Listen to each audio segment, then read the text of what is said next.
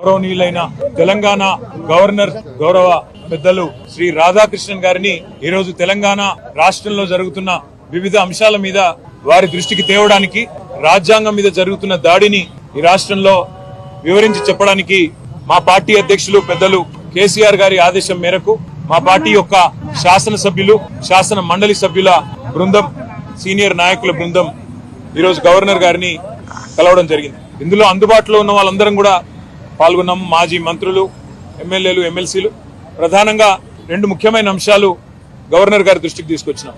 అందులో మొదటిది, రాష్ట్రంలోని నిరుద్యోగ యువత, రాష్ట్రంలోని విద్యార్థులకు కాంగ్రెస్ పార్టీ ప్రస్తుత ముఖ్యమంత్రి రేవంత్ రెడ్డి గారు గాని, అదే విధంగా ఈరోజు పార్లమెంట్ లో ప్రతిపక్ష నాయకుడు రాహుల్ గాంధీ గారు గాని ఆనాడు ప్రతిపక్షంలో ఉన్నప్పుడు ఏమేం హామీలు ఇచ్చినారు, ఏ రకంగా వాటిని వాళ్ళ తుంగలో దొక్కుతూ అప్రజాస్వామికంగా విద్యార్థుల మీద దాడులు, నిర్బంధాలు, కేసులు, న్యాయం అడిగిన విద్యార్థుల మీద లాఠీలు విరగొడుతూ ఒక భయానకమైన వాతావరణం. తెలంగాణ ఉద్యమ సమయంలో ఎట్లా అయితే యూనివర్సిటీలలో, కాలేజీ క్యాంపస్లలో, హైదరాబాద్ లో ఒక భయానకమైన వాతావరణం ఆనాడు విద్యార్థుల మీద దాడుల్లో చూసినామో, అదే రకమైన వాతావరణం మళ్లీ తిరిగి ఈ రోజు పునరావృతం అవుతుందని చెప్పి గవర్నర్ గారి దృష్టికి తీసుకొని రావడం జరిగింది. ముఖ్యంగా గవర్నర్ గారికి చెప్పింది ఏమంటే, మొదటి సంవత్సరంలోనే, ప్రభుత్వం ఏర్పడ్డ మొదటి సంవత్సరంలోనే 2 లక్షల ఉద్యోగాలు ఇస్తామన్న రాహుల్ గాంధీ గారి మాట, జాబ్ క్యాలెండర్ అని చెప్పి పత్రికల్లో పుంకాలుగా ఫ్రంట్ పేజీల్లో ఇచ్చిన అడ్వర్టైజ్మెంట్లు, ఇవన్నీ కూడా వారి దృష్టికి తీసుకొచ్చినాం.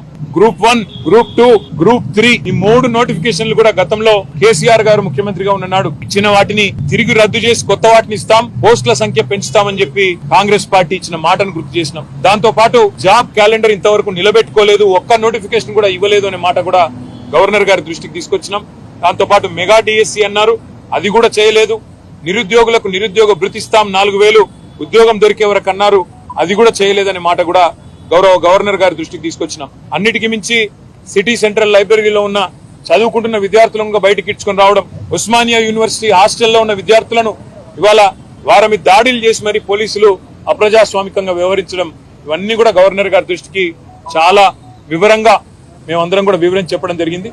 గవర్నర్ గారు చాలా గట్టిగా స్పందించినారు. హోం సెక్రటరీని నేను పిలుచుకుంటాను, తప్పకుండా అన్ని వివరాలు అడుగుతాను, విద్యార్థుల మీద ఈ రకంగా జరగడం మంచిది కాదు అని కూడా వారు అన్నారు. ఇవాళ విద్యార్థులు నిరాహార దీక్షలు చేస్తున్నారు, కొంతమంది ధర్నాలు చేస్తున్నారు, చివరికి కొంతమంది ఢిల్లీ దాకా పోయి అక్కడ కూడా గొడవ చేస్తున్నారు సార్ అని చెప్పి వారికి అన్ని కూడా వివరంగా చెప్పడం జరిగింది. తప్పకుండా నేను స్పందిస్తాను, గవర్నమెంట్ కు ఈ విషయంలో తప్పకుండా అడుగుతాను అని చెప్పి కూడా గవర్నర్ గారు చెప్పడం జరిగింది.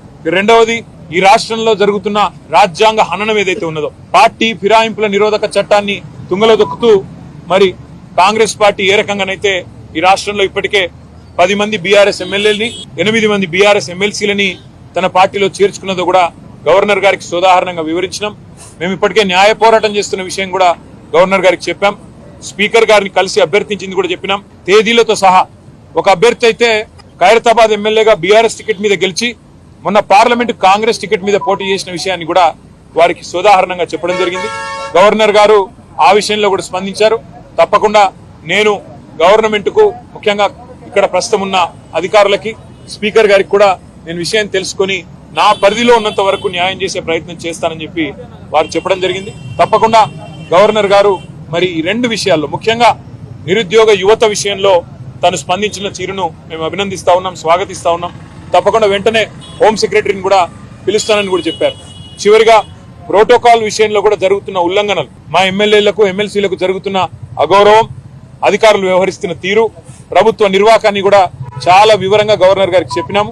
గవర్నర్ గారు ఈ విషయంలో నేను ఒక లేఖ రాస్తాను ప్రభుత్వానికి, తప్పకుండా ఎవరి మర్యాద అయినా కాపాడవలసిన బాధ్యత డెమోక్రాటిక్ గా, ఎవరు గెలిచినా ప్రజాప్రతినిధి, వారి గౌరవానికి భంగం వాటిల్లితే మంచిది కాదు, నేను ఒక ఉత్తరం కూడా రాస్తాను రాష్ట్ర ప్రభుత్వానికి అని చెప్పారు.